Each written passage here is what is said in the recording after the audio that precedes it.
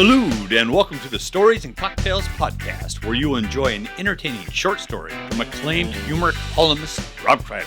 Story time is the family portion of the show. Then we move on from the stories to the cocktails. This is where the alcohol and the not safe for work portion of the show takes over, as Rob and his wife /editor /muse Sara Kreider partake in some adult beverages and provide you with a behind the scenes recap of what really inspired the original story. Put your feet up, relax, and enjoy yourself a round of stories and cocktails. Cheers. This article is called Sleep is for Wussies by Rob Kreider. Hey, that's me. I haven't been sleeping well lately. Lack of sleep makes me a cranky guy, and nobody wants to be around a cranky guy. You see, cranky guy is the kind of guy who has little temper tantrums about stuff he normally doesn't really care about. Why didn't someone take out the trash last night? Why did we overdraft our bank account? Why don't we have any toilet paper? My wife's response to my crankiness is always the same. Take the trash out yourself, watch the bank balance yourself, and go to the store yourself if you want toilet paper. I calm down, take a breath as not to encourage a fight, and slowly respond. Well, honey, I'd love to do those things, but one, I can't buy things at the store when our account is in overdraft, and two, since I'm already on the toilet, I'm going to need that paper before I can go to the store. Hold on, she says, exasperated with me. I think we have some paper towels in the garage. Yes, sometimes life can be rough. Some could even say it's a pain in the butt. Let's get back to the real cause of my crankiness. Lack of sleep. I've decided it could have something to do with my wife's nightly iPad gaming habit. To wind down from a stressful day of dealing with cranky guy, she likes to play games on her iPad while in bed. Ironically, it is this gameplay that is keeping me awake and causing me to be a cranky jerk to my whole family. Our problem is the timeless age-old question of which came first, the chicken or the egg.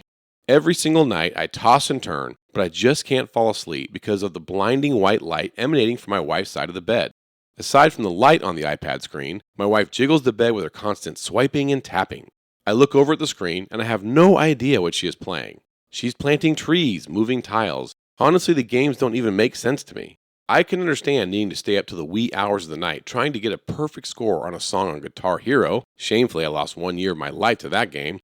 But I don't understand staying awake all night to move trees around a grid. The whole premise seems ridiculous to me. I plead with her and ask if we can both go to sleep. She always answers, yes, just let me finish this one game. I know she's lying to me. She waits until I'm not moving, and then assuming that I'm asleep, she starts another game. More blinding light, more swiping, more tapping, more not getting to sleep. I beg her, honey, please turn that thing off. I'm tired and I have to get up early tomorrow for work. She says, I told you I will, once this game is over. I remind her, you said that an hour and a half ago. I know you started another game. I can see your score is reset. Come on, this isn't cool. She tells me, just roll over, you big baby. The game isn't keeping you awake. I say, oh really? You've decided that it isn't keeping me awake. I'm just awake because I don't like sleeping? It has nothing to do with the bright light from your screen piercing my eyes? She says, piercing your eyes? You don't think you're overacting a bit? I remind her, you know I have sensitive eyes. My wife's iPad gaming has slowly transitioned into more facets of her life. It isn't just late at night anymore, when I'm trying desperately to go to sleep. It's during most of the day now too, although she won't admit it. The problem with the iPad is while it's in front of her, I don't know if my wife is using it for work, not likely, banking online, obviously not, reading the news, maybe if you think looking at pictures of Channing Tatum is actually news, or stalking people from high school on Facebook. The reality is she's doing none of these things. She's gaming. Yes, even Channing Tatum is taking a back seat to her games. Ultimately, what I'm seeing her do on her iPad a lot is moving trees around a grid. I will wake up in the morning, groggy from a lack of sleep, and see my wife in the living room, sitting on the couch, drinking coffee, and completely focused on swiping her screen left, right, up, and down. How is this entertaining? There's no car chase, no music, no Angry Bird crashing into a bunch of pigs. What is it about this elementary game that has her so addicted? It's simple, my wife, whom I love, explained to me. These games don't ask me what's for dinner. They don't ask me where their pants are. They don't ask me if they should take an aspirin for a headache. They don't want to ride to the mall from me. They don't have bad breath in the morning and want to cuddle. They don't ask me how long to heat something up in the microwave. They don't ask anything of me. I just move things around, my score goes up, and I'm happy. Life is simple. I realized at that moment she was really trying to communicate something very important. Okay, baby, I said as caringly as I could. I understand what you're saying. I gently put my hand on her shoulder to convey to her she meant the world to me. I looked her right in the eyes. I love you, honey. Now, do you know where my black socks are? I overslept and I'm going to be late for work. By the way, I do my own laundry now, and I wear a mask to block the iPad light for my sensitive eyes. Okay, folks, it's time to pop that top and let's get to those cocktails. Hey, welcome to Stories and Cocktails, drunken portion of the motherfucking show. We're coming to you from our nation's capital, Washington, D.C., United States of America. How about that for a title, baby? Yeah, that was a mouthful. Yeah. Big fucking title. Most powerful city in the world, I guess. Yeah. All right, well, you know what? I think what you're representing right now is what I'm going to call, this is the Sara Hates Rob episode. When I say that, it's just because I'm a little sick and I have a bad back right now and we're on vacation and you planned this vacation and it turns out I'm a little bit cranky when my back hurts and I'm a little sick. And so, there's Joni Loves Chachi. This is like Sara Hates Rob. I don't hate you. You're a bit of a shit show right now. You wouldn't admit that you were sick. I'm not sick. First of all, you wouldn't really admit that your back hurt. My back's not hurt. You spent 6 days drinking all of the alcohol, like all of it, just self-medicating. And I kept saying, we need to take a day off. We need to take a day off. And you're like, hey, we're each on our own journey. So I think you weakened your immune system by being 6 days fucking blitz drunk in New York and just touching and that's the thing too, is because your back hurts and you wouldn't admit it.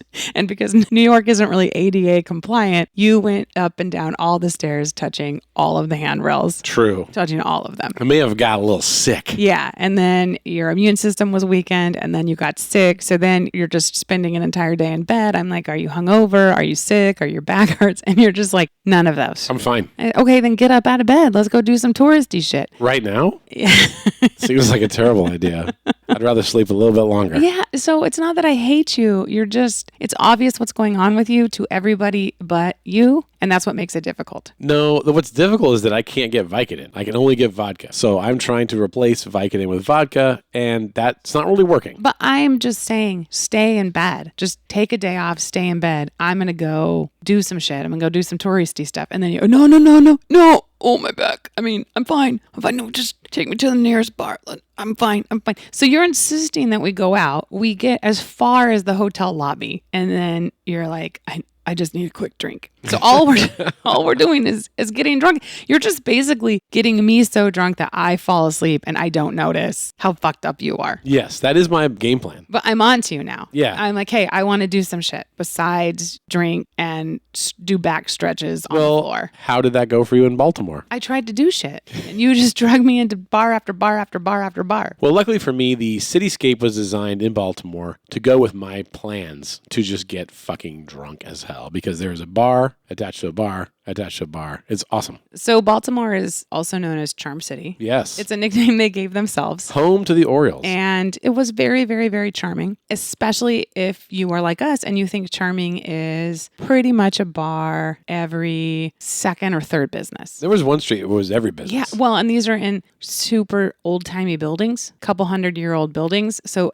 the doors were even closer together than usual, like New Orleans. And they're narrow. You can't tell where one business ends and the next one begins, and it's just another bar. And that's not a good, healthy place for a couple of day drinkers who lack discipline. Well, we like to do what we call pub crawling, and this is not a crawl situation. This is a pub hopscotch, right? You just hop from one bar to the next getting lit, and we did that. No, it wasn't even, it was just like a pub stand. I felt like you just stood and the bars just sort of presented themselves to you. Yeah, like the doors like rotated and you walk through the same door you came out of and you're in another bar. Yeah. It's fucking like a goddamn... Like a pub carousel. Like the multiverse of pubs. We got definitely. fucking shithoused. And I kept telling you, okay, choose wisely. I've got 2 more stops in me. That's it. I kept telling you that. Just choose wisely because I only have 2 stops. One of them needs to be food. So make your choice wisely. And you're like, but this one's on the water. Okay, well then, do you want that to be one of your last 2 stops? Well, I mean, it is on the water, but I can't get food there. So then the next stop, I kept putting parameters on it and you kept finding, but this one's the oldest bar in the United States. Even I kind of had to. You fell for that. Yeah, even I was like, oh, okay. I was just building loophole after loophole to get you into another fucking pub. And it worked because you went into all the pubs with me. You didn't say no ever. You protested for a second and then I just went inside. I'm like, vodka. And then you were next to me drinking. In Charm City, there's the Inner Harbor. I'm just going to go through like the touristy spots. Nice. Yeah. Lay it out for the folks here. So the Inner Harbor, that's where we were. That's where the National Aquarium is. That's where the little like bumper boats that you can get on are. That's where you can tour the ships and it's all the touristy shit. But if you go just a couple of blocks, just a blink of an eye, you get to Fells Point. That's where it's really Charm City. Super old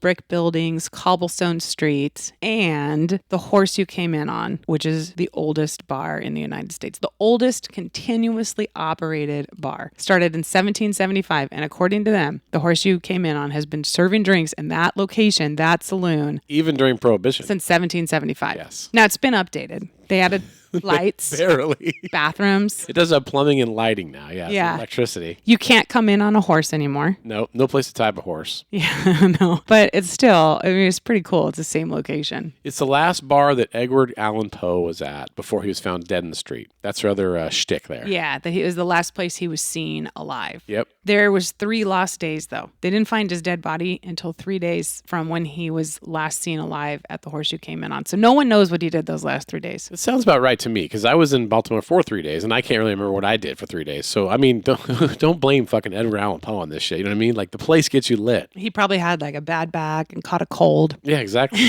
Just so they were like, you know, his body was found dead, and it could have been alcohol poisoning or a drug overdose. And the bartender's telling us they didn't really have like the coroner skills that we have now, and who knows? I'm like, I know. It was a bad back and like a little flu bug. He got down in New York. The man is dead. And then he overdrank himself in Baltimore.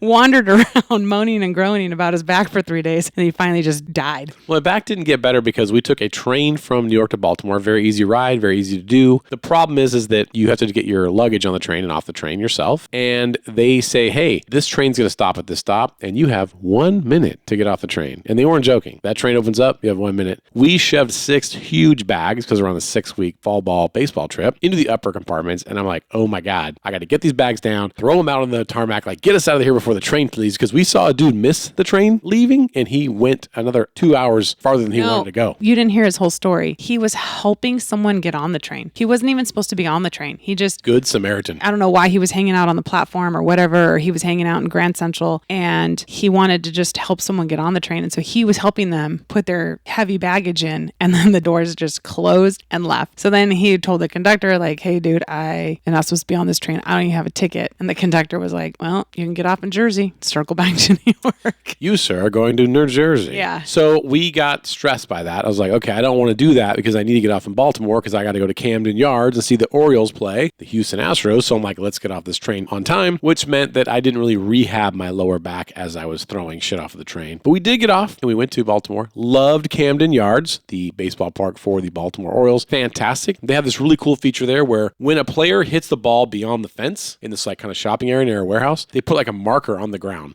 Date, time, how many feet from home plate. Totally dope. One player in the MLB has hit the building across the street. Ken Griffey Jr. during the All-Star game smashed a ball into the building. Was it the All-Star game or was it the home run derby? Same, one and the same. Oh, okay. So, I mean, that was cool, but that's not what really floated my boat at Camden Yards. No, you like the warehouse dog. The warehouse dog. Yes, warehouse dog. Let's be clear. This is not like a little mascot, like a little pit bull mix that wags his tail. And it wasn't the hot dog races. This was a hot dog that they called the warehouse dog. And oh my, best food I've ever had at any ballpark. I agree. And we've been to a lot stadium. of ballparks. This was the best thing we've ever eaten. It was a pretzel bun, so it wasn't your traditional hot dog bun. It was a foot-long hot dog. A foot-long hot dog. And then a horseradish-infused shaved brisket in with the hot dog. So it went pretzel bun, brisket, some horseradish sauce, foot-long hot dog, and then topped with queso fundido, pico, and fried onions. It was absolutely phenomenal. The weirdest mix of food. Because, I mean, if someone would have told me, yeah, horseradish, cheese sauce, and pico, I'd be like, all in the same thing? That does not sound good. Yeah, but man, you put it in with a greasy foot-long hot dog and some shaved brisket. Oh, man. I want to go back to Camden Yards just for that dog. I will go back, too. And it was a great stadium. It was $23.99. That's like $2 an inch. Yes.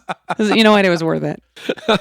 It was totally, oh man, it was so good. Yeah, well, you know, as we've been to all these ballparks, we've had certain adventures here and there, and the warehouse dog was legit. Props to the Orioles, man. They did not win. They lost to the Houston Astros? They have a guy there, the fired up guy. Oh, yeah. Are you fired up? So there's just a dude. He's a redheaded dude. Big beard. Fat guy. Probably, I don't know, maybe 50, No, he was like 35. maybe 60. I don't know. He looks older than he is. We'll take out all the age shit just in case he listens. We won't even say he's fat. There's this guy, nondescript. I can't really remember what he looks like. He was a bearded dude. Yeah, he just was he looked like a baseball guy. Yeah, you know? loud voice. And he starts yelling, "Are you fired up? I'm fired up." And like the whole crowd knew it. And they're like, "Oh, there's the fired up guy." What? Like he's with the Orioles organization? Like, is this their mascot? No, he's just a guy that goes there. He wears his own t-shirt that says, "I'm fired up." He sits in that section that we were in. They said he doesn't have the same seat. He just gets whatever seat he can get. And then he gets fired up. And gets everyone else fired up. Are you fired up? I'm fired up. It was really fun. Fun and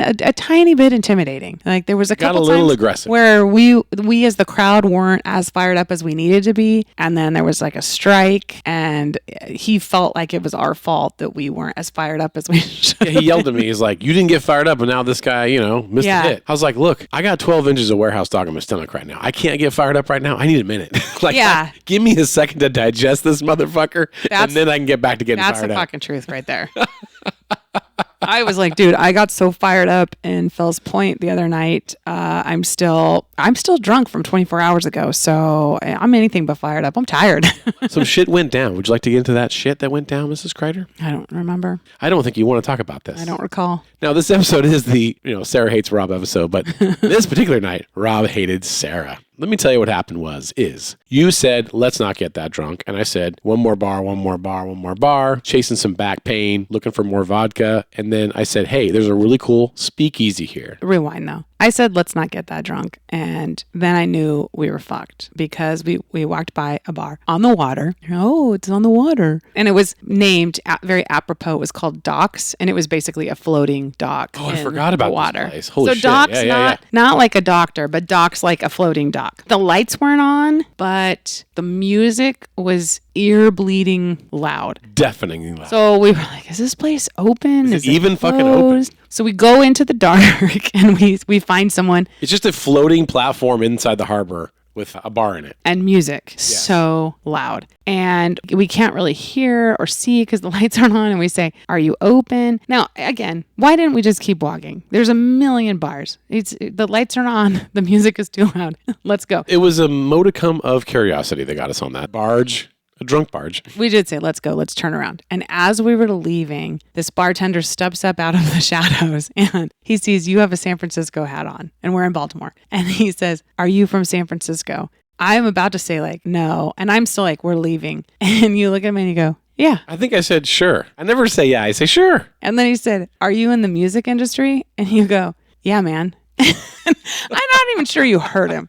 You just were agreeing to shit. I'm just agreeable. I'm like, "Are you serving alcohol?" Now, I thought we were leaving, but now apparently you're from San Francisco and you're in the music industry and our bartender finds you interesting. So he reaches out to shake your hand and kind of grab you and kind of wrangle us back in to the loudest, darkest And then he says, bar. 2 free drinks to you guys. And he says, "This is so great, man. Let me buy you a round of drinks." And I was like, "Dude, I'll buy you a house if you turn this fucking music down." I'm like, it pays to be from San Francisco in the music industry. They give you free drinks in Baltimore. So I was like, fuck. Okay. I mean, apparently we're going to get a little drunker than I thought. Then I knew we were doubly fucked because he finally turns the music down and you guys are enjoying a great conversation about shit I don't care about. 80s and 90s punk bands. But I'm drinking my free drink. The music is down a little bit lower. Everyone's a winner. So I'm like, okay. And I'm on the water. I'm on a floating dock in the water. We find out the lights aren't on because the manager was on leave. And apparently he's the only one who knows how to turn on the lights or something. It was Yes. And the drinks are free because they don't have a point of sale outside. So it's just easier to just give out free drinks. Yeah, I think so. So we came to the right place, man. Then a birthday girl comes in. It was her 21st birthday and she's with her mom and then like her mom's best friend and her mom's best friend's daughter. So and it just these details don't really matter. It's like they got the tiara on. They're doing the whole thing. 4 women walk in. And now here's where I knew like, oh shit, it's on tonight. We're getting fucked up in Baltimore. Is because you do the clapping thing that you do when you get really excited where you kind of like clap and then rub your hands like, I'm going to make a declaration. I'm going to spill some important shit here. I'm in the music industry. From San Francisco.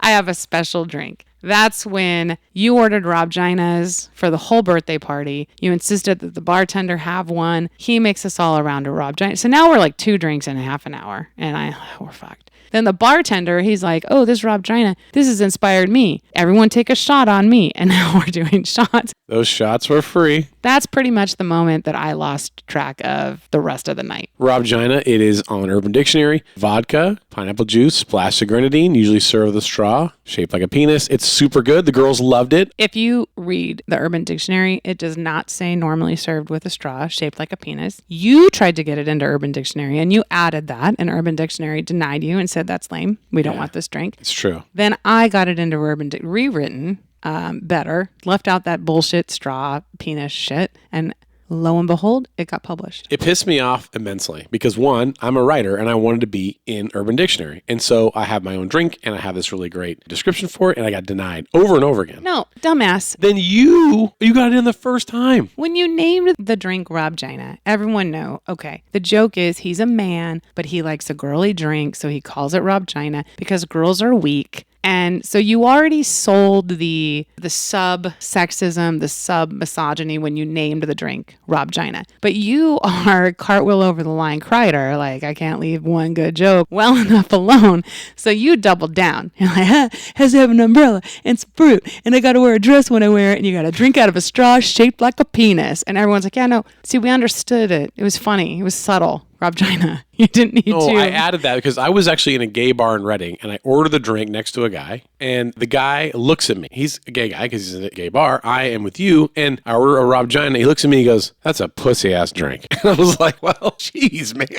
Like, I know, but I didn't know I was going to be said that in a gay bar. Like, yeah, I knew, because even gay men are sexist towards women. I guess so. Well, you women have it bad. Yeah, we do. Hetero men, gay men, they're all just fucking talking shit. There's not a safe space for us in the goddamn no world. Safe place. Yeah. I'm so sorry. So anyway, so I did some minor editing. This entire marriage has just been me compromising your sexism. You know what I mean? I think so, yeah. That sounds about right. I'm like, you can keep the name of the drink, but you got to take out the penis. Let's back off this bullshit. Yeah. So we enjoyed some Rob Ginas with some ladies. They had a wonderful birthday in Baltimore. We got off the dock, the barge, the boat, whatever that was, free drinks, and we moved our way down to what I was told is the best speakeasy in Baltimore, Elk Room. Super excited. I like speakeasies, and this one's legit. Red light over a nondescript door. We go to get in. They're like, can't get you in yet. Just wait a bit. There's another bar down there. I tell you, no sweat. We'll go to this bar, and we'll get one drink before we go into the speakeasy to get one drink. While we're doing that, a lady comes out on stilts, and she's like, there's a burlesque show beyond the speakeasy. So you're like, we got to go to the burlesque show, and we'll get another drink there. So what was supposed to be a drink. I didn't say we'll get another drink there. I followed the lady on stilts to like where she was performing. I followed her in. I looked at the hostess.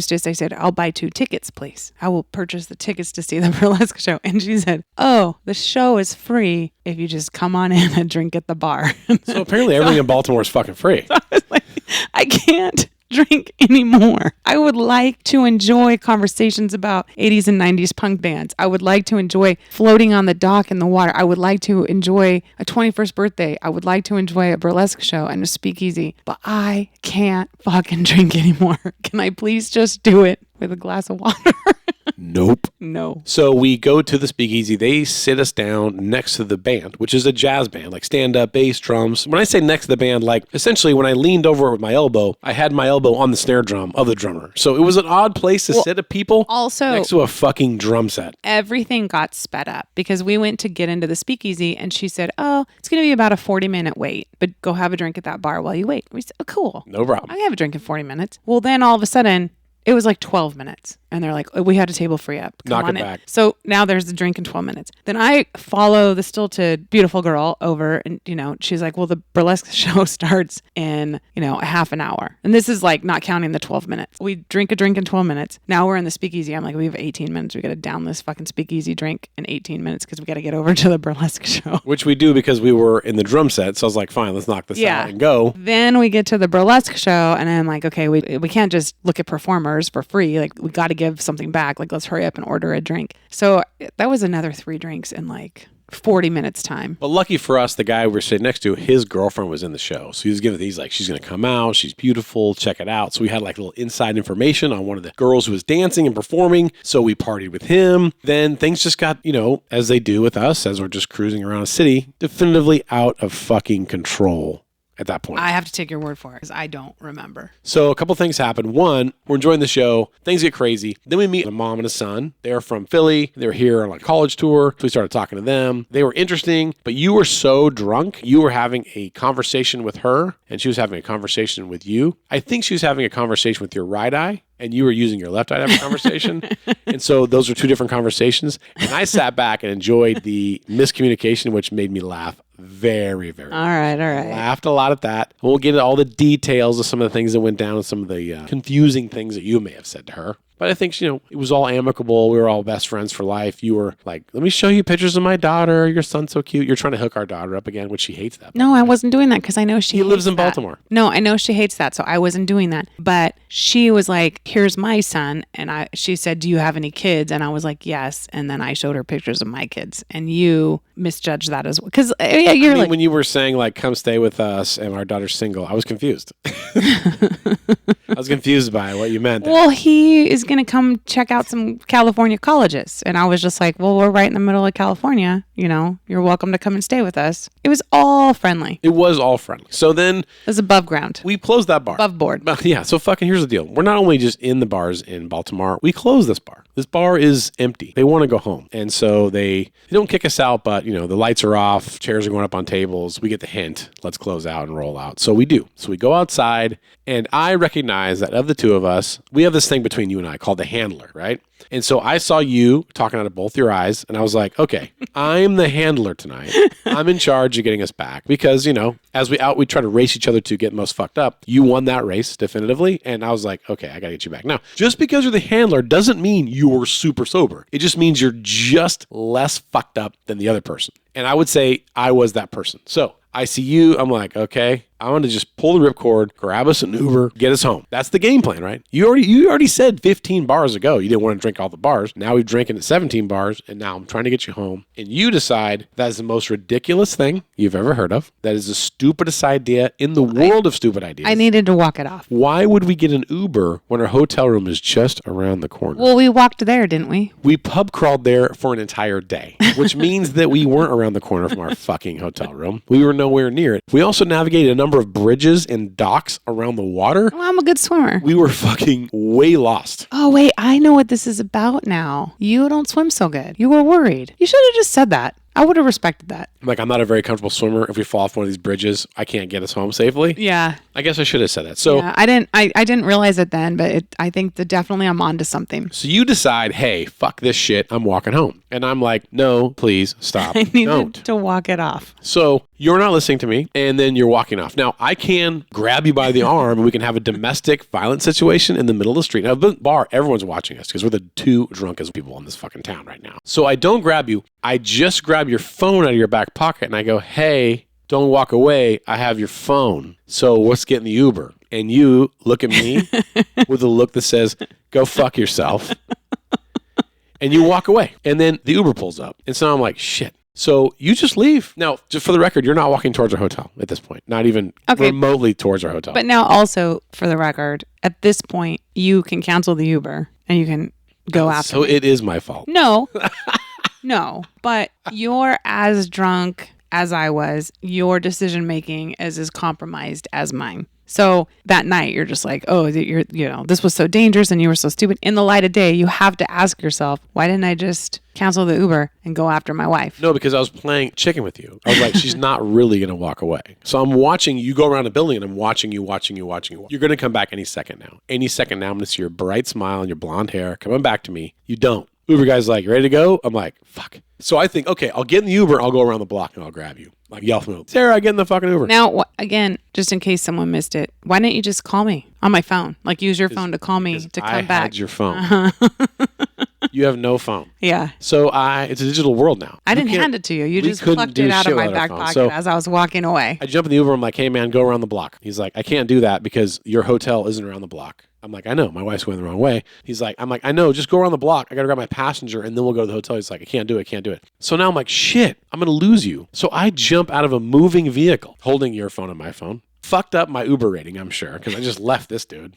I run back to the bar. And I sit there for a second. I'm like, okay, you're a little kid. You're lost at Disneyland. What's the first thing your parents teach you to do? Go back to the place you last saw each other. No, that's wrong. Jesus, is that what you told our kids to do if they ever got lost? Yes. Is to go back. No, they're lost. They don't know where they came from. Go back to, if you see the spot you left, stay at that spot. If you can go back to the spot you left from, you're not lost. What you tell a kid to do when they're lost is just to stop, to stay still so you can be found. I can't believe that's what you told. Thank God I never lost our kids. Well, did you fucking stay still where you could be found last night? Did you find me? I ran through the city of Baltimore. I was standing still. You were not. So I go back to the Elks room and I'm waiting.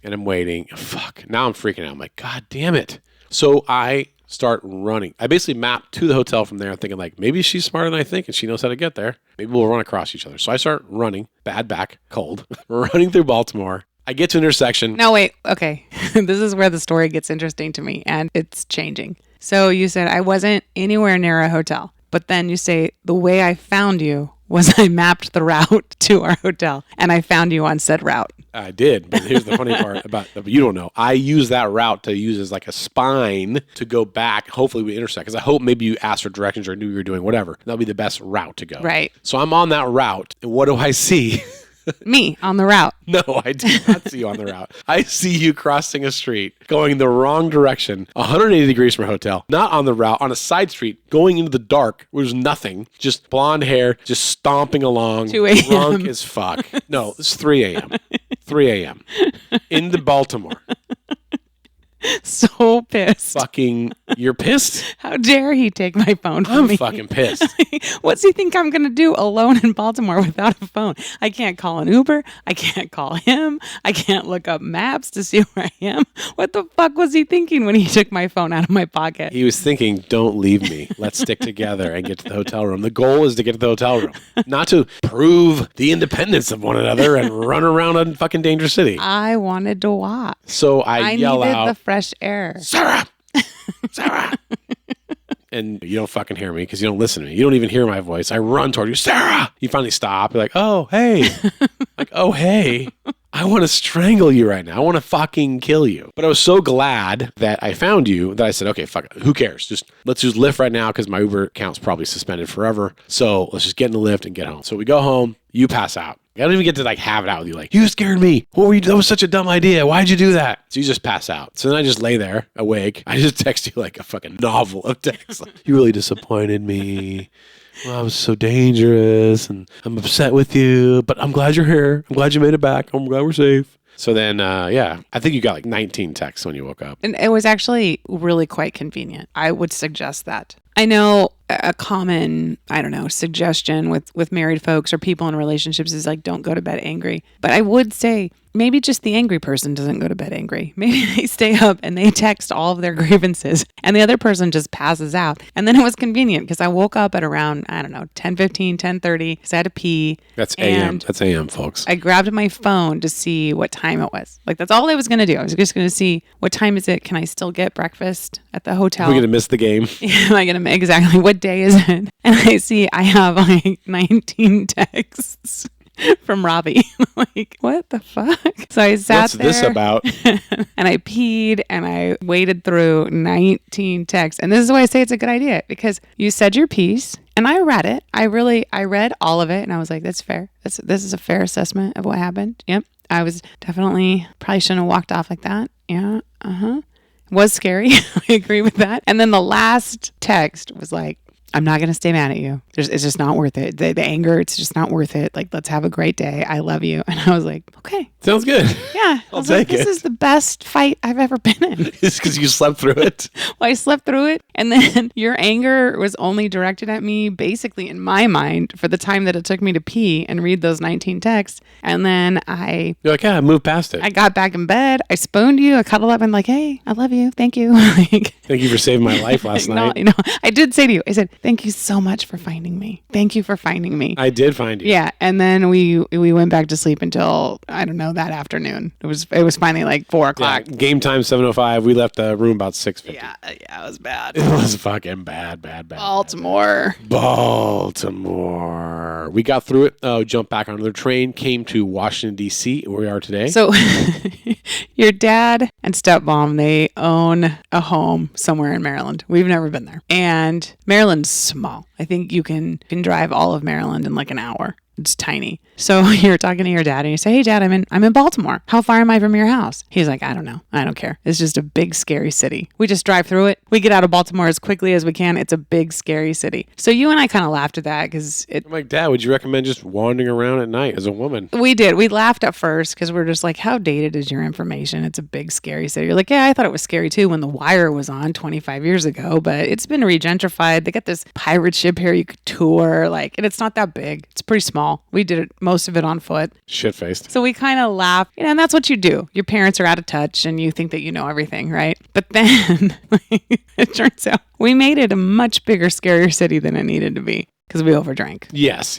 We're definitely victims of Baltimore. I think that your dad was prophetic. He probably should have said hey, just maybe don't fucking drink so much in Baltimore. It's a dangerous city for you two idiots. Yeah, there's a lot of bars there. Yeah. You two idiots will want to go into every single one of them, and every single one of them has a It's gimmick. good to us. Speaking of drinking, what are you drinking right now? Bud Light. I am drinking Bacardi in a Gatorade Zero Glacier Cherry, which is not that great. I would say, on this show, we're like, oh, I'm drinking this so good. I think I'm going to be honest, be like, this was not a good mix. You chose it. I did, yeah. Well, I had the Bacardi left over from the plane. It's like, yeah, give me a little 0-calorie drink. This Gatorade Zero will be good. Cherry would be good. And I'm just like, ugh, what are you going to do? Of course, it could be I just took fucking Sudafed and a bunch of other shit. There's a rumor that I'm sick. I don't think it's true. You're sick. You're probably carrying whatever I have, I was assuming. I don't know. I sound pretty good. You do sound better than I do, for sure. The article this week is a story called Sleep is for Wussies, published May 5th, 2015, in the Santa Maria Sun. This article is appropriate right now because I haven't been getting a lot of sleep on this particular trip with you. I mean, only 14 hours a day. That's all I've been getting. Yeah. It's been tough. This is a story that I think is appropriate because you have a sort of an addiction to some games, and I'm going to just be clear, they're dumb. They're the dumbest games I've ever seen. I don't get them. You're just moving your finger around and crushing candy or killing birds or moving trees. And I'm just like, dude, isn't there something you could do? Can't you play the stock market? Something else? The tree one, and I don't even have that one anymore. That was so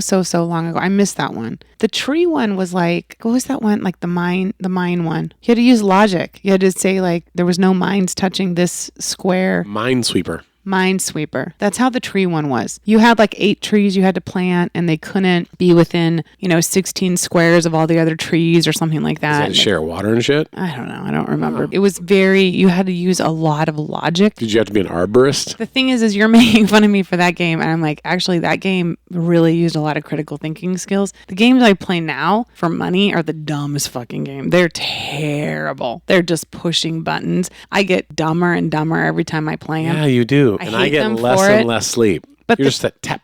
The tree one, the one that you wrote the story about, that one was actually legit. I was using my brain. I was honing in on my critical thinking skills and my logic back then. Well, obviously you need less sleep than I do because I'm older than you. But you mentioned it in the story, your garage show. You went through phases where you were sleeping 3 hours a night because you were staying up. You put us all to bed so you could have the living room to yourself so that you could do Garage Band, Garage Hero. And then you went through a whole, you want to talk about my games are stupid. At least I'm not murdering police and assaulting people. What was that game? Grand Theft Auto. Yeah. Best video game ever made. So you would stay up late and just beat the shit out of people on ground and steal cars and kill nuns and stuff for points. And I'm over here using logic to plant trees. And you're making fun of it. You're saving the world. I'm just making the place a more violent place. But now I play games for money. How much money have you made playing games? I don't know, not very much. Honestly. A couple $100 maybe? That's pretty legit that you can play a video game and make money. That's better than you were doing before. You were just moving trees around. Yeah, no, I was doing that for a calming practice, but still kind of honing my critical thinking skills. Now I'm just laying there, just swiping, swipe, hoping to get to level 50 so that I can get, the $90 Amazon gift card or whatever. My issue with it is that, while you were swiping and plotting and popping your little screen, it would just keep me up. I was just tired. I was like, fuck, I want to fucking go to sleep. What are you doing? This is insane. And you just didn't really have any respect for the fact that I had to go to work in the morning. But now we don't have jobs. No, So I also had to go to work. play your fucking game. I had to go to work in the morning too, but you had undiagnosed sleep apnea, and you didn't have any respect for the fact that you were keeping me up all night too. Who, I'm me? choking. I'm dying. Yeah. So, I mean, neither one of us were sleeping. There was probably a good 10-year time frame there that we just were both zombies. That was the funny thing, is that after you had sleep apnea, I was reading all of this stuff and learning about the diagnosis, and it was just saying like anyone who's had sleep apnea, they've just been fatigued and, they've taken years off their lives from their lack of sleep. And it was just like all of this stuff about people who have sleep apnea. And I was like, dude, the partners fucking suffered too. So it was like, oh, Rob has a CPAP machine. He's finally getting the rest he needs. I'm like, so am I. We're both finally, I'm not falling asleep at work anymore either. Like, we're both better rested. Before I got that machine, I would fall asleep every day in the middle of the day while the kids were like, they're like, let's watch this, Disney movie, Dad. I'm like, okay. And then like, I would be asleep in like 7 minutes. And they're like, come on, Dad, you're not watching it with us. I'm like, oh, shit. Well, but they were also, as soon as you fell asleep, you started snoring. So they're also like, Dad, stop snoring. You're snoring too loud. I was a bit of a snorer. Your snoring was bad for the whole family. That's why this episode's called Sara Hates Rob. You just bitch like, I'm back and you fucking sleep at that. I don't even know why we stick together. You fucking hate me, man. You fucking hate me. Just admit it. Just admit it on the podcast. You fucking hate me. I don't. I adore you. No, you don't. Look, neither one of us likes the other one sick. We've both said that we're not, neither one of us is a good caretaker to the other one in sickness. True. I've said a long time ago, like, I got to stay healthy because you are going to leave me in a hospital. Like, you don't give a fuck. So I got a theory about it, all right? You do? It's fucked up. Yeah. Let me hear your fucked up And you're going to theory. be like, see, I told you. This is just more proof that you hate me. Okay. I'm a caretaker. That's like my love language.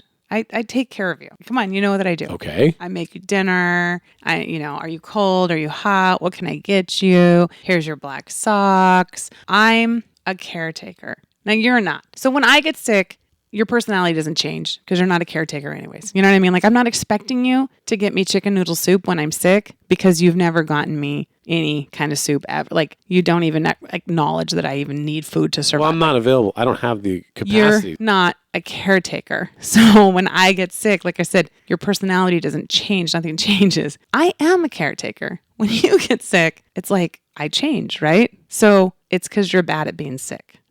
Yeah, I knew this. I knew this was gonna be my fault again. It's like the time I took your cell phone and you ran around Baltimore. It's my fault. You're bad at being. I'm bad at being sick. You're bad at being sick. Give me an example how I'm bad at being sick. Well, first of all, you won't admit that you're sick. So I'm not sick right now. So then you won't take care of yourself. You don't get the rest that you need. You don't drink enough fluids. You think that vodka is the fluid that you need when you're sick. You won't take any cold meds. You won't take any meds. You just walk around just this phlegm-filled zombie. And you're like, I'm not sick. I'm fine. I'm fine. And you insist on going about all of your regular activities at half the pace or a quarter of the pace, slurring your words. Your eyes are all glazed over. I'm like, can I get you, I don't know, some cold medicine, some Alka-Seltzer, some water, some Gatorade? No, I'm fine. Why would I want that? You literally said that to me yesterday. I said, I'm going to walk over to the CVS and get you some cold medicine. And you said, why? Who has a cold? I'm fine. Yeah, I'm fine. I'm fine. Let's go to the game. Let's get some drinks. I think I'll just drink some drinks and I'll feel a little better. I'm like, no, alcohol is absolutely the worst thing for you. Poisoning yourself with alcohol is not the answer. Yeah. And so then today I said to you, hey, do you realize you went to bed last night like at around, I don't know, 11:30, maybe midnight, and you slept until about 10? Because you're like, oh, my back still hurts. I'm like, you spent over 10 hours in bed because you're sick. No, I'm not. I'm fine. I'm fine. So that wraps it up here, folks. Sara hates Rob. It's official. She finally said it out loud because I'm bad at being sick. Say that I hate you. You fucking hate me. You fucking hate me. Just admit it. Just say it. Just say it. Say it. No. Well, you dislike me then. No, I love you. I didn't say Sara doesn't love me. I said Sara hates me. Very different things. I am mildly inconvenienced by your illness. I'm trying to be a trooper, man. I'm going to get through this shit. All right, let's raise a glass and let's go see our 22nd MLB baseball park, baby. Let's go. Cheers. And that was Last Call. You did it! You survived an episode of Stories and Cocktails. But did Rob or Sarah's liver survive the show? I don't know. Tune into the next episode to find out, to enjoy some more stories and some more cocktails.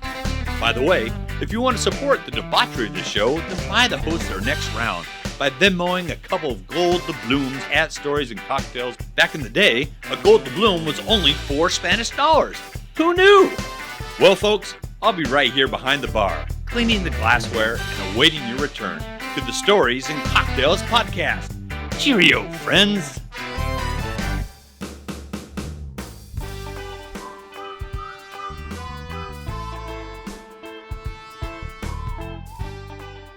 If you enjoy hearing Rob Kreider's different humor columns here on the Stories and Cocktails podcast, then I promise you will love his novel, Cadet Blues. Cadet Blues is Rob's hilarious tell-all about desperately trying to survive the shock and awe boot camp-style training at the California Highway Patrol Academy.